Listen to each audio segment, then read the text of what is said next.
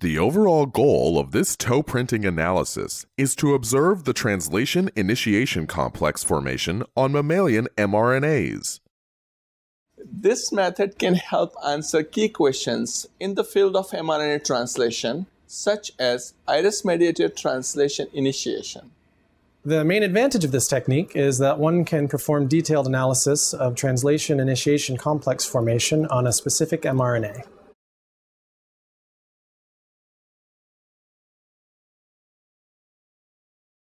Assemble the transcription reactions to transcribe RNA from the PCR-amplified DNA templates encoding the ZIAP IRES RNA or its mutants.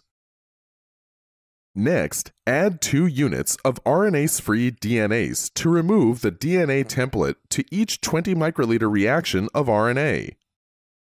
Incubate at 37 degrees Celsius for 30 minutes.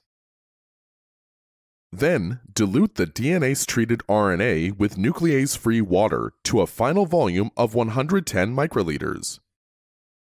Next, add 110 microliters of acid phenol to begin RNA purification. Vortex the samples for 5 seconds.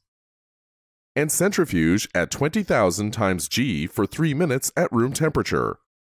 It's critical to dilute the RNA or cDNA prior to phenol extraction. If the volume is too low, it's going to be difficult to physically recover the aqueous phase, and the final yield will be low. Then, carefully transfer 100 microliters of the RNA containing aqueous phase to a new microcentrifuge tube.